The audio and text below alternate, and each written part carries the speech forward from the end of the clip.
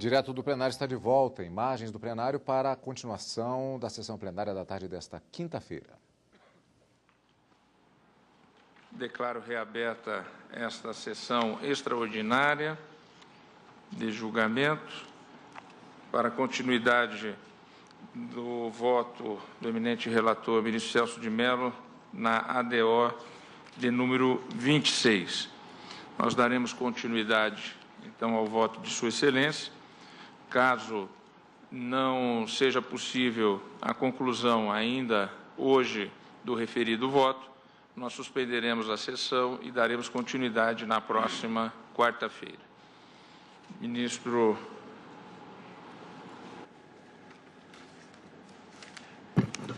Pois, no momento apenas, senhor presidente. Pois não, à vontade.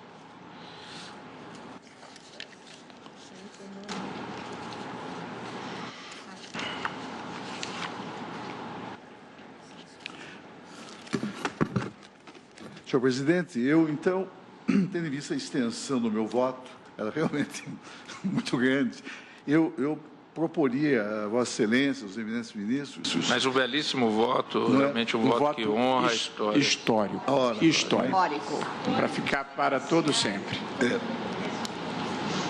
Eu estou na página 36. Eu proporia que item 9, eu poderia talvez... até o final dessa sessão, ler os itens 9, 10, 11 e 11. E pararia ali, porque para o item 12, aí eu começo a falar das soluções possíveis para a colmatação do estado de mal inconstitucional. Então, já entrando direto no ponto, não é? Mas eu, então, iria até a página 58. Perfeitamente. Então, ficamos assim. O eminente relator... Não pede, não é... E não damos solução de continuidade no julgamento e retomamos na próxima quarta-feira, a partir do item 12. Então, Vossa Excelência tem a palavra para os próximos tópicos. Os itens 9, 10 e 11. Senhor presidente, agora vou falar sobre a violência contra integrantes da comunidade LGBT, ou, usando uma expressão aqui do Dr. Paulo Roberto Iotti Vecchiati, aspas, a banalidade do mal homofóbico e transfóbico, fecha aspas, digo eu, uma inaceitável e cruel realidade contemporânea. Os atos lesivos praticados contra lésbicas, gays, bissexuais, travestis, transgêneros e demais integrantes do grupo LGBT têm atingido um nível preocupante, além de inaceitável, na escala de violência e de ódio dirigidos aos membros do referido grupo, a ponto de o eminente advogado, Dr. Paulo Roberto Iotti Vecchiati, em suas diversas manifestações sobre a questão, inclusive na petição inicial desta ação, parafraseando Hannah Arendt, Eichmann em Jerusalém, a banalidade do mal, qualificar essa gravíssima realidade contemporânea como expressão, aspas, da banalidade do mal homofóbico e do mal transfóbico, fecha aspas. Os dados estatísticos, senhor presidente, os dados estatísticos revelados pelos Amici Curiae demonstram que a comunidade LGBT do Brasil é reiteradamente vítima das mais diversas formas de agressão, motivadas única e exclusivamente pela orientação sexual e ou identidade de gênero dos indivíduos, sendo as agressões físicas, lesões corporais e homicídios, a concretização efetiva do comportamento racista dirigido contra essa minoria, dissonante do padrão heteronormativo prevalecente na sociedade brasileira. Nesse sentido, cabe referir que o grupo gay da Bahia, GGB, admitido nesses autos como Amicus Curiae e em funcionamento desde 18 de março de 1983, monitora os dados relacionados à violência contra a população LGBT, tendo apresentado anualmente relatórios que demonstram que o Brasil, aspas, é o campeão mundial desse tipo de crime, fecha aspas. Eis algumas das conclusões reveladas pelos estudos elaborados por referida entidade, com base em informações obtidas na rede mundial de computadores, nos meios de comunicação social e ainda por intermédio de voluntários que atuam em atividade de cooperação com o grupo LGBT. Aumento de 30% em 2017, em relação ao ano anterior, dos homicídios contra o grupo LGBT, atingindo o número de 445 mortes no período. 56% dos assassinatos ocorrem em via pública. Das 445 vítimas referidas, 194, 43,6%, eram gays, 191, 42,9%, trans, 194 eram gays, 121, 42% trans, 43, 9,7% lésbicas, 1,1% bissexuais e 2,7% heterossexuais. Os heterossexuais incluídos porque foram mortos em circunstâncias que revelam condutas homofóbicas dos agressores, por exemplo, em defesa de gays que são amigos ou parentes. O número de transgêneros mortos entre 2016 e 2017 demonstra que o Brasil é o primeiro colocado no ranking mundial, tal como referido pelo relatório mundial da Transgender Europe, organização que registra dados relacionados ao tema. Jovens que são rejeitados por sua família têm alto índice de tentativa de suicídio, 8,4 vezes mais. E foram registrados até outubro, no ano de 2018, 347 homicídios de pessoas LGBT no país. Cabe acentuar, senhores ministros, considerada a alta taxa de subnotificação, que os dados acima podem ser imprecisos, conforme é reconhecido pela própria associação autora da pesquisa. Sendo certo, no entanto, que, aspas, o poder público apresentou um relatório sobre homofobia e transfobia com dados referentes a 2011. Foram registradas 6.809 denúncias de violações aos direitos humanos da população LGBT, dentre as quais 278 foram homicídios, merecendo destaque o fato de que a maioria dos casos de violência contra a LGBT é praticada por pessoas conhecidas da vítima, quase 62%, como familiares e vizinhos, e a maior parte das violências, 42%, ocorre no ambiente doméstico, 21,1% dos casos dentro da própria casa da vítima, 7,5% na casa do suspeito. E as agressões ocorridas nas ruas são 30,8%. Essa é a manifestação do grupo gay da Bahia Florestal. Ainda com o intuito de demonstrar a violência contra os LGBTs, vale advertir que, cotidianamente, a imprensa veicula notícias relacionadas ao tema, como se observa de inúmeras manchetes, das quais transcrevo algumas a seguir, reveladoras do inegável comportamento covarde, racista e preconceituoso, dirigido com clara motivação de ódio, contra essas pessoas absurdamente consideradas inferiores pelos delinquentes que as agridem de maneira tão covarde. Aspas. Ele tem ódio de homossexuais, diz delegado sobre o homicídio em Agudos, no interior de São Paulo. Cabeleireiro é apedrejado até a morte na zona norte de Natal, diz polícia. Homem que tirou foto antes de esquartejar admite ódio por gays. Agricultor é morto a facadas pelo filho na zona da Mata de Pernambuco. Rapaz de 20 anos não aceitava que o pai fosse homossexual. Menino teve o fígado dilacerado pelo pai, que não admitia que criança gostasse de lavar louça. Alex, de apenas 8 anos, era espancado repetidas vezes para aprender a andar como homem. Homem é suspeito de tentar estuprar filha lésbica para fazê-la virar mulher. São manchetes de jornais que estou lendo. Vai virar mulher de verdade. Lésbicas são vítimas de estupro corretivo.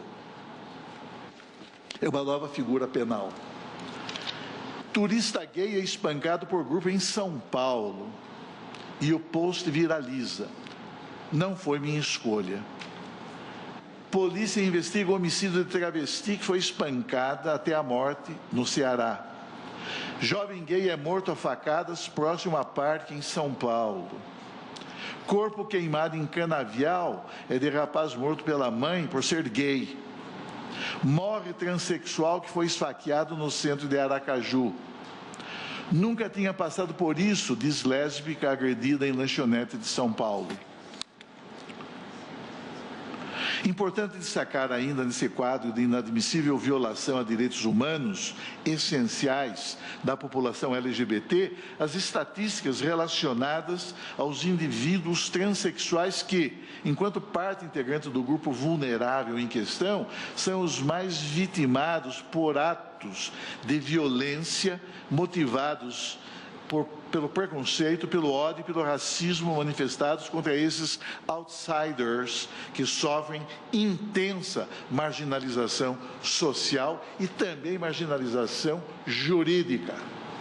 Relatórios de organizações civis que monitoram os dados relacionados ao tema, tais como o TGEU, e o Grupo Gay da Bahia, revelam ser o Brasil campeão mundial da transfobia, o país que mais mata travestis e transexuais no mundo, onde, de forma assustadora, o risco de uma trans ser assassinado é 14 vezes maior que um gay, tendo sido registradas 598 mortes de transexuais e de travestis entre janeiro de 2011 e janeiro de 2016, segundo informações constantes do site tal.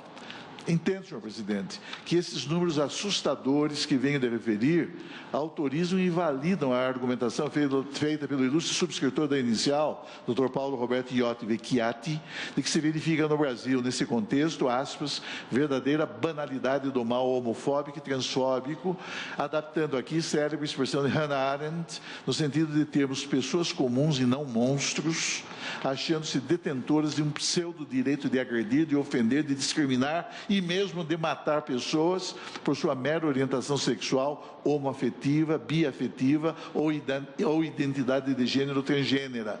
Fecha aspas.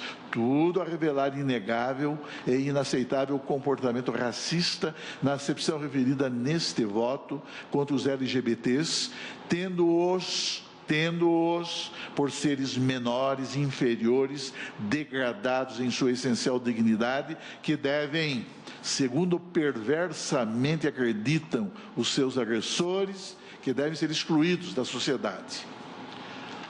Item 10, senhor presidente.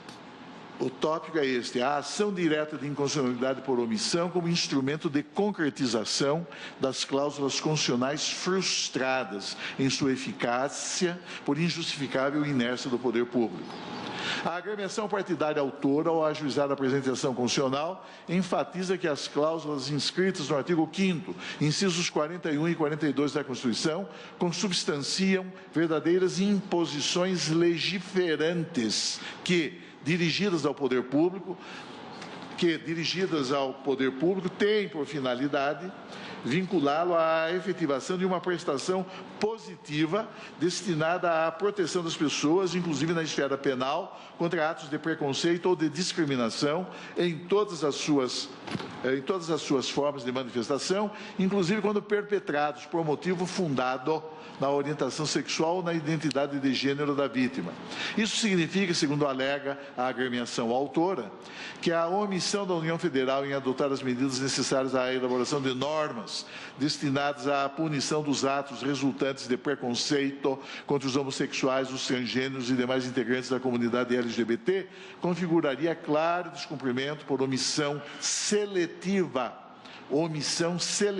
do comando impositivo de legislar emergente da Constituição da República, pois o Congresso Nacional, longe de atuar como agente concretizador das medidas protetivas de natureza penal exigidos pelo texto constitucional, em ordem a garantir o pleno exercício do direito personalíssimo e ineliminável à orientação sexual e à identidade de gênero, estaria realizando de modo insuficiente a prestação estatal determinada pelo ordenamento constitucional.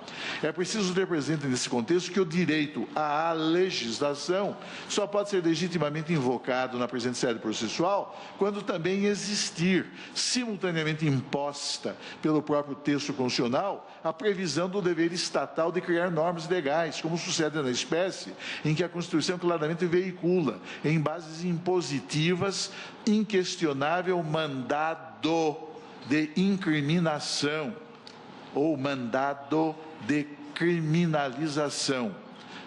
Diz o inciso 41 do artigo 5º da Constituição, aspas, a lei punirá qualquer discriminação atentatória dos direitos e liberdades fundamentais, fecha aspas. E o inciso 42 desse mesmo artigo 5º, aspas, a prática do racismo constitui crime nos termos da lei, fecha aspas.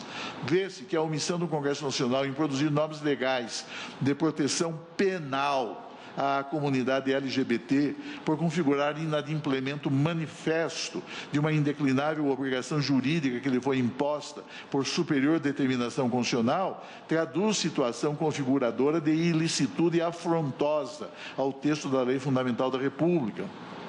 Assim, e para que possa atuar a norma pertinente ao Instituto da Ação Direta de Inconstitucionalidade por Omissão, revela-se essencial que se estabeleça a necessária correlação entre a imposição constitucional de legislar, de um lado, e a constatação de inércia congressual, de outro, de tal forma que, inadimplida a obrigação jurídico-constitucional de produção de provimentos legislativos, tornar-se-á possível imputar comportamento moroso ao Estado, ao Poder Legislativo da União, no caso, e reconhecer admissível, para efeito de eventual colmatação da omissão denunciada, o acesso legítimo à presente ação de controle normativo abstrato. Esse aspecto revela-se impregnado de inquestionável relevo jurídico, ainda mais se considerar que o magistério jurisprudencial desta Corte, refiro-me, entre outros, ao HC 104.410 do Rio Grande do Sul, de que foi relator o eminente ministro Gilmar Mendes.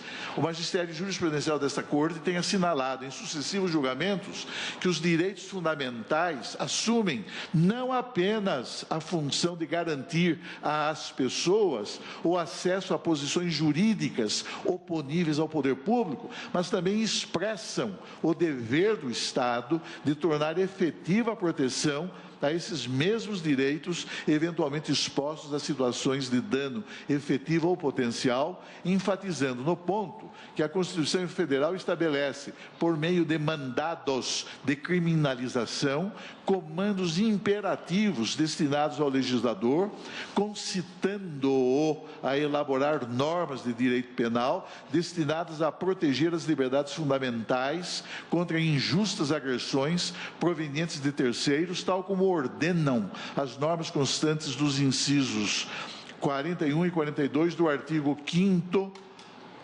de nossa lei fundamental, cuja implementação se busca efetivar mediante utilização da presente ação constitucional. Eis a ementa consubstanciadora do julgamento proferido por esta Corte no HC 104.410 do Rio Grande do Sul, de que foi relator o eminente ministro Gilmar Mendes. Controle de constitucionalidade das leis penais, mandados constitucionais de criminalização. A Constituição de 1988 contém significativo elenco de normas que, em princípio, não outorgam direitos, mas que antes determinam a criminalização de condutas. E consta da ementa explícita, expressa referência aos incisos, entre outros, aos incisos 41 e 42 do artigo 5º da Constituição, mas também o inciso 43, 44, mais o artigo 7º, 10, mais o artigo 227, parágrafo 4º, mas especificamente os incisos 41 e 42 do artigo 5º. E continua o ministro Gilmar na ementa. Em todas essas normas, é possível identificar um mandado de criminalização. A lei punirá. Um mandado de criminalização expresso, disse o Supremo Tribunal Federal, neste acórdão de que foi o relator ministro Gilmar Mendes, tendo em vista os bens e valores envolvidos. Os direitos fundamentais não podem ser considerados apenas proibições de intervenção, o Eingriffsverbot, expressando também um postulado de proteção, Schutzgebot. Pode-se dizer que os direitos fundamentais expressam não apenas uma proibição do acesso, o Übermachtverbot, como também podem ser traduzidos como proibições de proteção insuficiente ou imperativos de tutela, é o Untermachtverbot.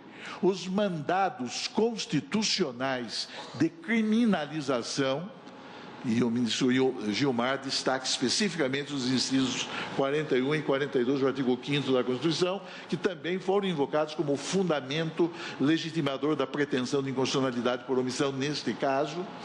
Os mandados constitucionais de criminalização, portanto, impõem ao legislador, para seu devido cumprimento, o dever de observância do princípio da proporcionalidade. Em que vertente? Em que dimensão? Na dimensão da proibição, tanto de excesso como na proibição de proteção insuficiente. E prossegue aqui a emenda. Tenho para mim, presente esse contexto, que a análise desta demanda constitucional impõe que se considere o relevantíssimo problema suscitado pela omissão do Estado, decorrente da inércia de suas instituições, do poder legislativo da União na espécie, quanto à efetivação das imposições legiferantes fundadas em cláusulas constitucionais mandatórias.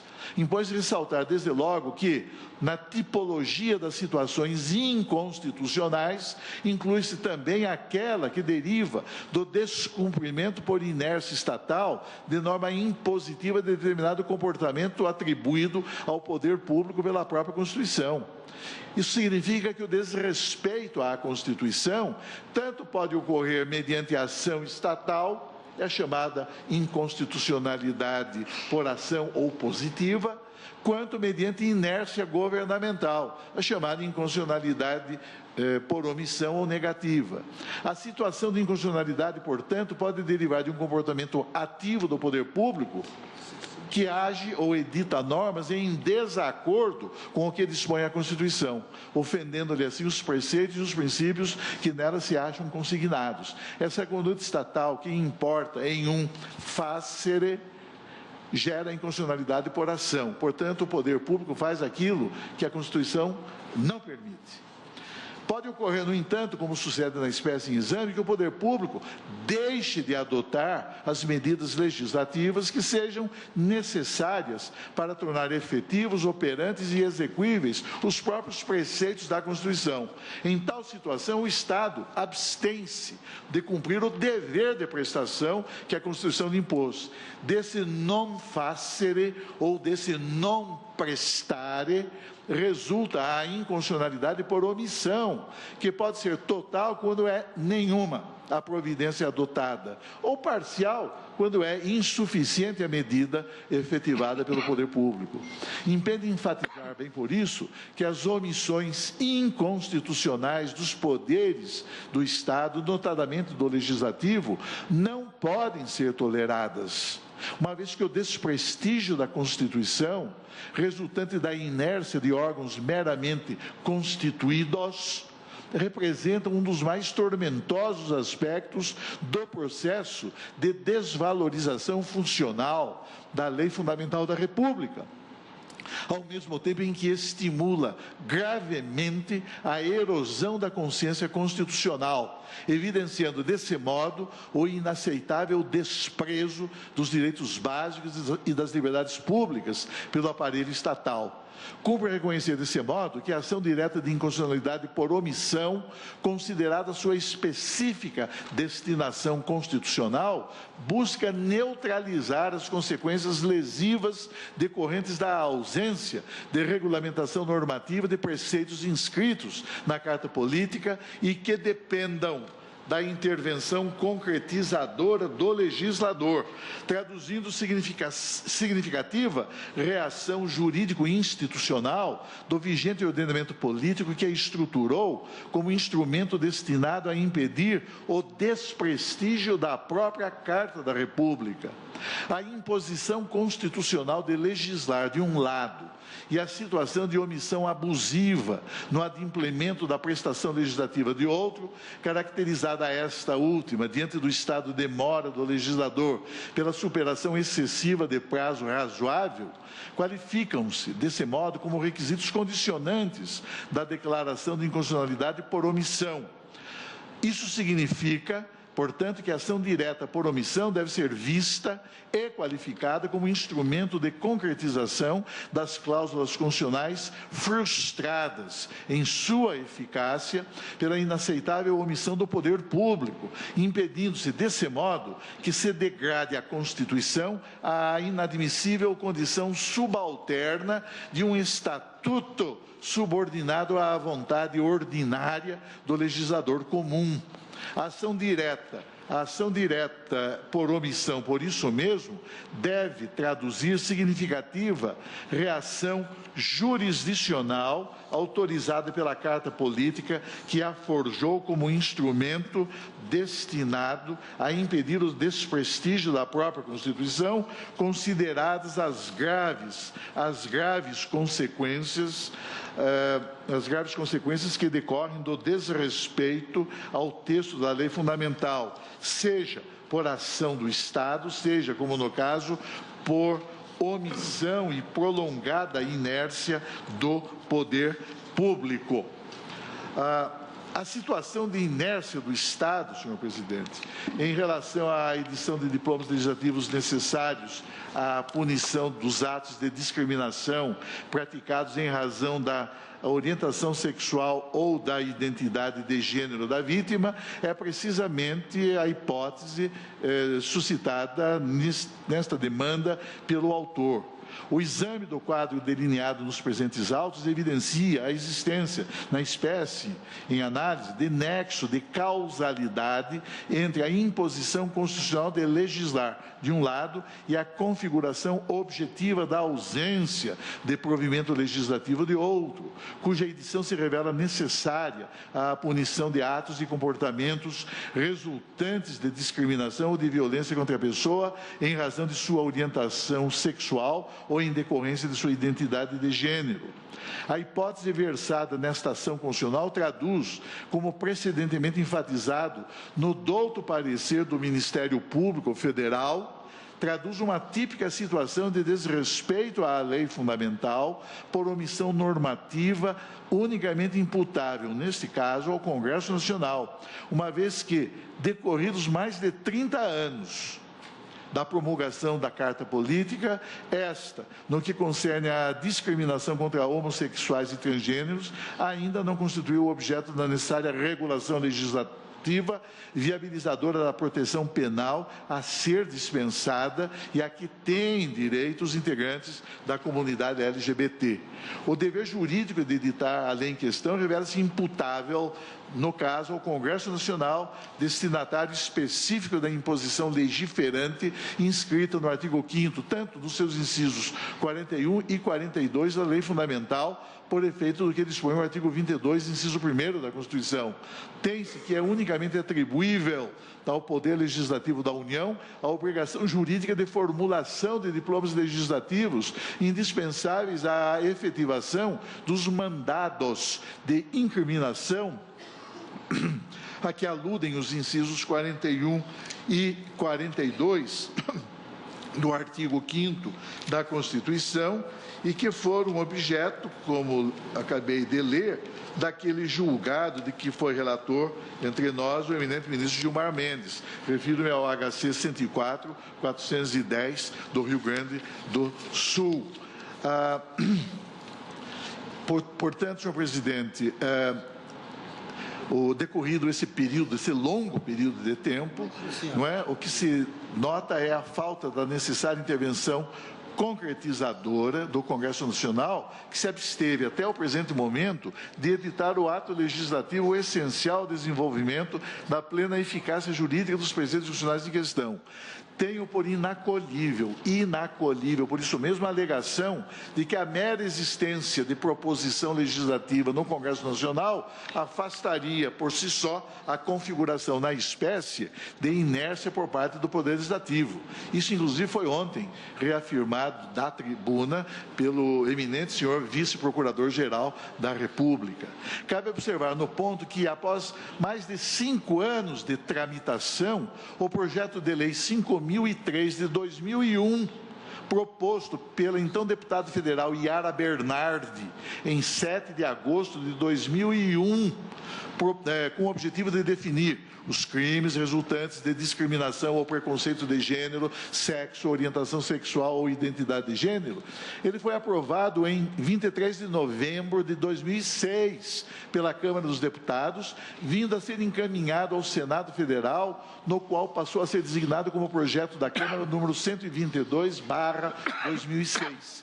Essa proposição legislativa, vale dizer, o projeto de lei 122/2006 no Senado, por sua vez, então em tramitação na Câmara Alta, no Senado da República, não obstante decorridos mais de 8 anos de seu recebimento na Câmara Alta, teve encerrada sua apreciação ao final da 54ª legislatura, uma vez que, segundo as normas regimentais, impõe-se o arquivamento automático das proposições que se encontram em processamento há mais de 2 legislaturas.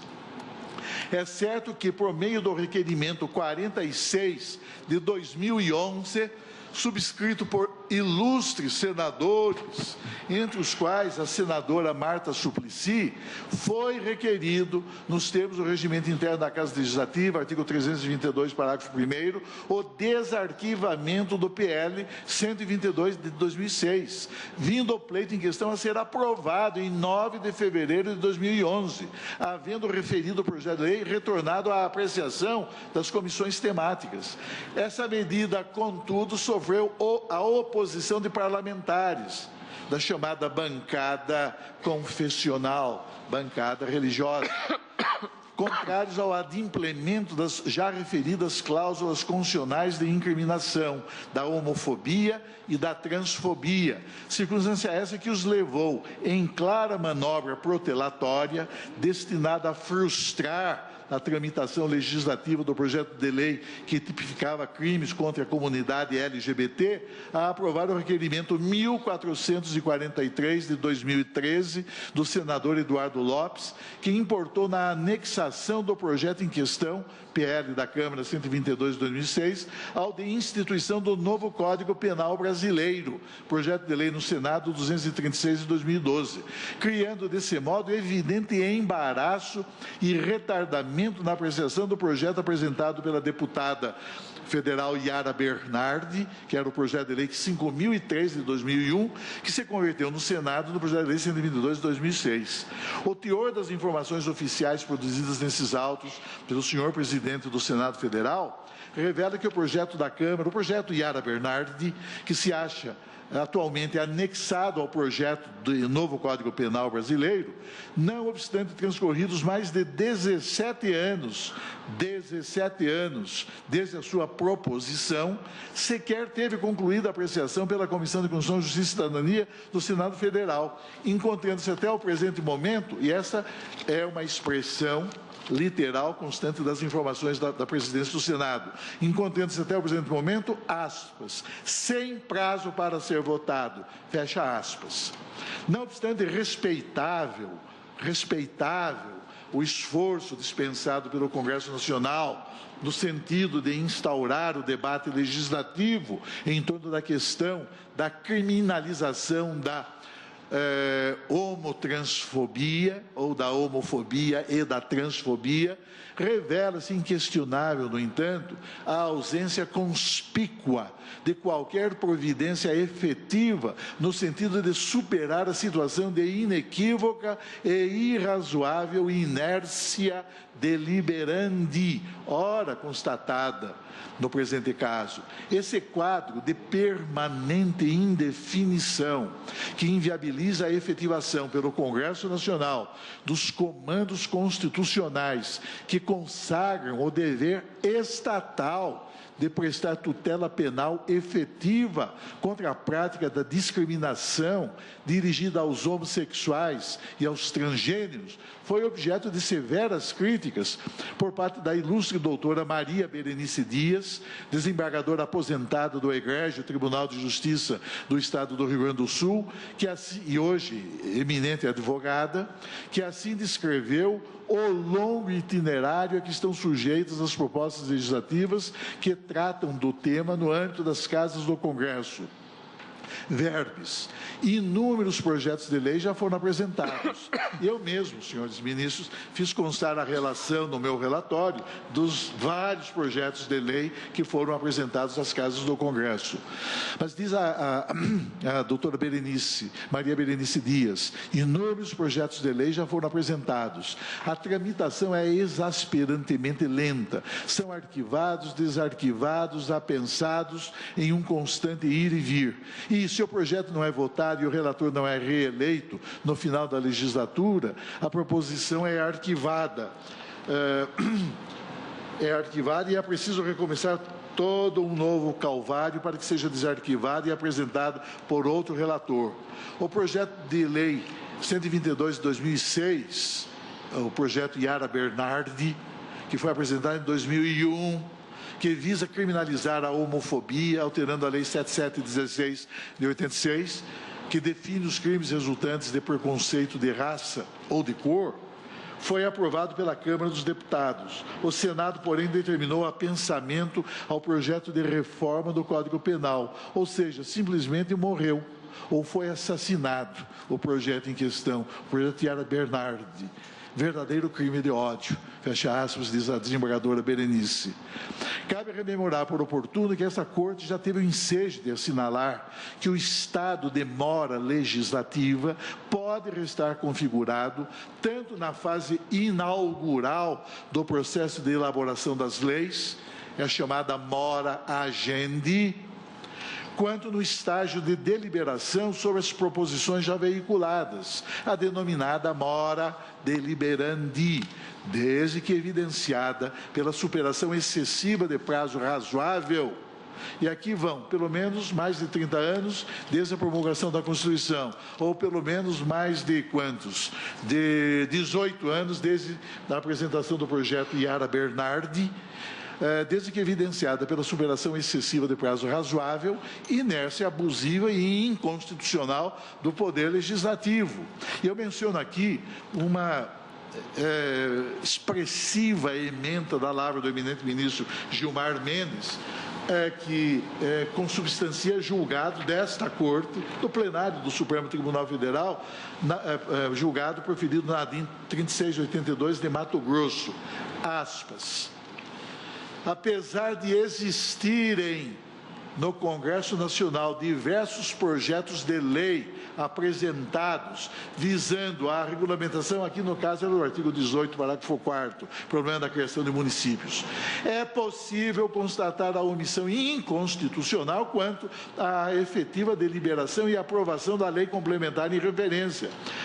As peculiaridades da atividade parlamentar que afetam inexoravelmente o processo legislativo não justificam uma conduta manifestamente negligente ou desidiosa das casas legislativas, conduta essa que pode pôr em risco a própria ordem constitucional. E conclui o ministro Gilmar, nessa ementa, a inércia deliberandi das casas legislativas pode ser objeto de ação direta de inconstitucionalidade por omissão, fecha aspas. É por isso que afirmei em passagem anterior do voto que o fato de existirem, até mesmo em tramitação, projetos de lei, isso não descaracteriza a situação configuradora de inércia deliberante.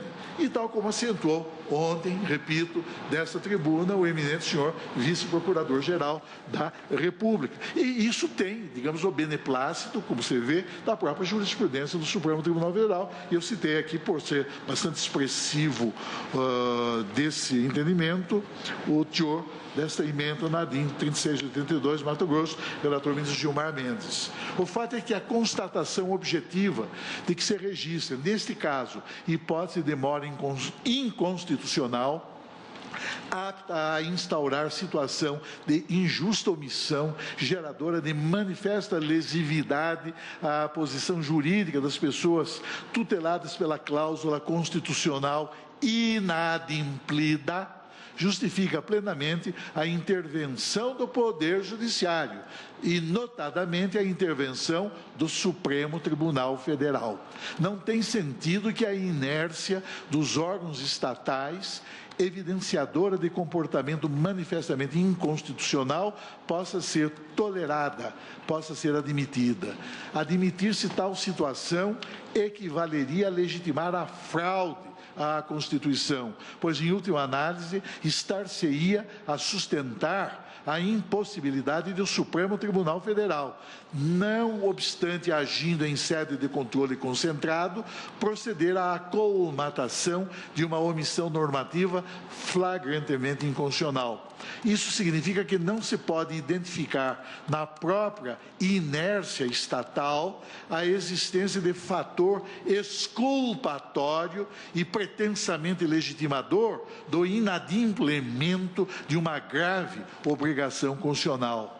O fato indiscutível, senhor presidente, a meu juízo, é que este processo suscita questões de fundamental importância para os homossexuais, para os transgêneros e demais integrantes do grupo LGBT, pois não se pode ignorar que, lamentavelmente, essas pessoas são vítimas de continuadas violações de seus direitos e de inaceitável tratamento preconceituoso, discriminatório e excludente, seja no meio social em que vivem, seja muitas vezes em razão de inadmissíveis comportamentos assumidos pelo próprio aparelho de Estado ou por seus agentes. Preconceito, discriminação, exclusão e até mesmo punições das mais atrozes. Eis o extenso e cruel itinerário que tem sido historicamente percorrido ao longo dos séculos em nosso país pela comunidade LGBT, lamentavelmente exposta, mesmo hoje, a atos de violência configuradores de crimes de ódio, perpetrados por irracionais impulsos homofóbicos e transfóbicos. Em contexto como que resulta desses autos, a colmatação de omissões inconstitucionais nada mais revela senão um gesto de respeito. A colmatação de omissões inconstitucionais nada mais revela senão um gesto de respeito que esta alta corte manifesta pela autoridade suprema da Constituição da República. A omissão do Estado, que deixa de cumprir, em maior ou em menor extensão, a imposição legiferante ditada pelo texto constitucional, como aquela que deriva dos incisos 41 e 42 do artigo 5º de nossa lei fundamental, qualifica-se como comportamento revestido da maior gravidade político-jurídica, uma vez que, mediante inércia, o poder público também desrespeita a Constituição. Mediante inércia, o poder público também ofende direitos que nela se fundam. Mediante inércia, o poder público também impede, por ausência ou insuficiência de medidas concretizadoras, a própria aplicabilidade dos postulados da lei fundamental, tal como tem advertido o próprio Supremo Tribunal Federal. E eu menciono a ADIM 1458, de que eu próprio fui relator, onde se discutiu essa questão da omissão normativa. O fato, senhor presidente, é que as situações configuradoras de omissão inconstitucional, ainda que se cuide de omissão parcial derivada da insuficiente concretização pelo poder público do conteúdo material da norma impositiva fundada na Carta Política, tais situações refletem comportamento estatal que deve ser repelido, pois a inércia do Estado qualifica-se perigosamente como um dos processos deformadores da Constituição, expondo-se por isso mesmo à censura do magistério doutrinário que aqui eu menciono. O fato inquestionável é um só: a inércia estatal em tornar efetivas as imposições constitucionais, inclusive as imposições constitucionais legiferantes, traduz inaceitável gesto de desprezo pela Constituição e configura comportamento que revela um incompreensível sentimento de desapreço pela autoridade, pelo valor e pelo alto significado de que se reveste a Constituição da República. Nada mais nocivo, nada mais perigoso, nada mais ilegítimo do que elaborar uma Constituição sem a vontade de fazê-la cumprir integralmente, ou então com o intuito de apenas executá-la com o propósito subalterno de torná-la aplicável somente nos pontos que se mostrarem convenientes aos desígnios dos governantes ou de grupos majoritários, em detrimento dos interesses maiores dos cidadãos, ou muitas vezes com frontal desrespeito aos direitos das minorias, notadamente daquelas minorias expostas a situações de vulnerabilidade.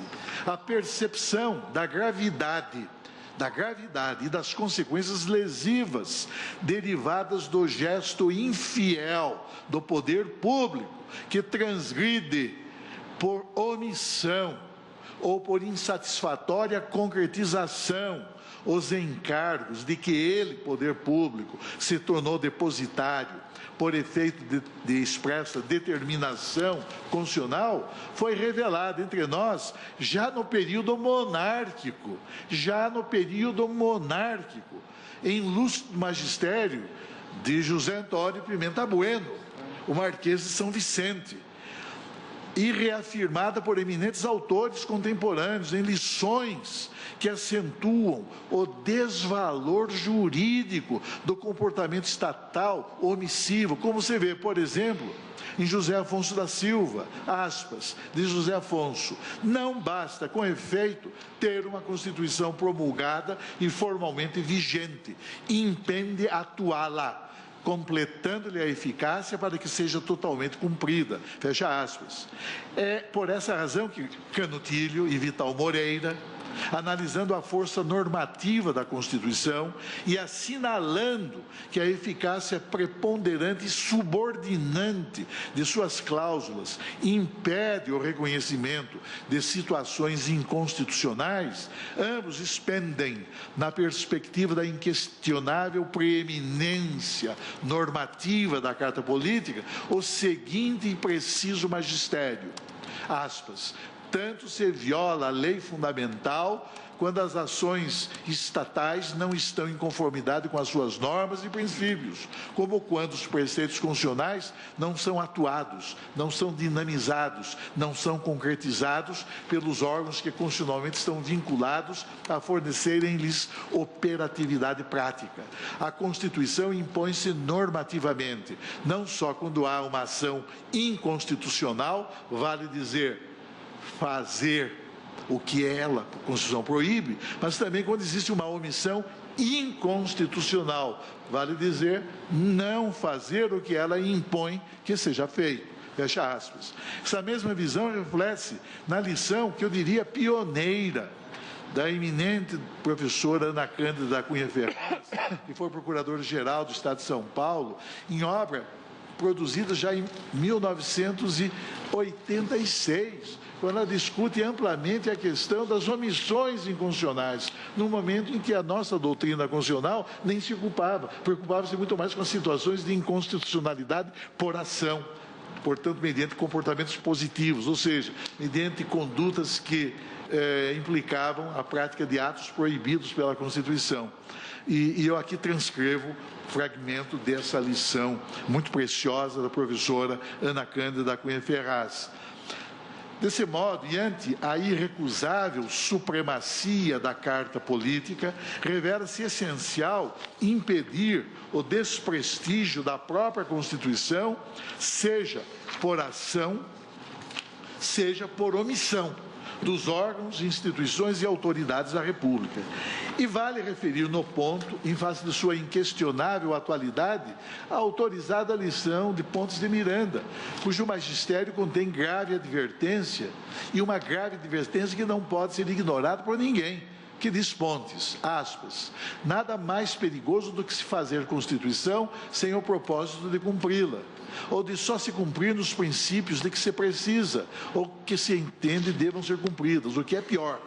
No momento, sob a Constituição, que bem ou mal está feita, o que nos incumbe a nós, dirigentes, juízes e intérpretes, é cumpri-la. Só assim saberemos a que serviu e a que não serviu a Constituição, nem se a Constituição realmente serve.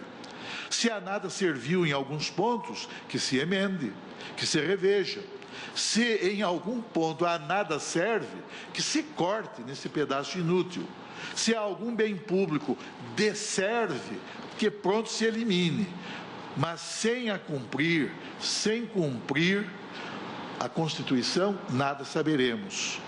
E nada sabendo, nada poderemos fazer que mereça crédito. Não cumprir a Constituição, diz Pontes, é estrangulá-la ao nascer. É preciso proclamar, senhor presidente, que as Constituições, como todos sabemos, consubstanciam ordens normativas, cuja eficácia, autoridade e valor não podem ser afetados ou inibidos pela voluntária inação ou por ação insuficiente das instituições estatais. Não se pode tolerar que os órgãos do poder público, descumprindo por inércia, por omissão, o dever de emanação normativa que lhes foi imposto, infringam com esse comportamento negativo a própria autoridade da Constituição e afetem, em consequência, o conteúdo eficacial dos preceitos que compõem a estrutura normativa de nossa lei maior. O fato irrecusável é um só: o desprestígio da Constituição por inércia de órgãos meramente constituídos representa um dos mais graves aspectos da patologia constitucional, pois reflete inaceitável desprezo por parte das instituições governamentais da autoridade suprema da lei fundamental do Estado.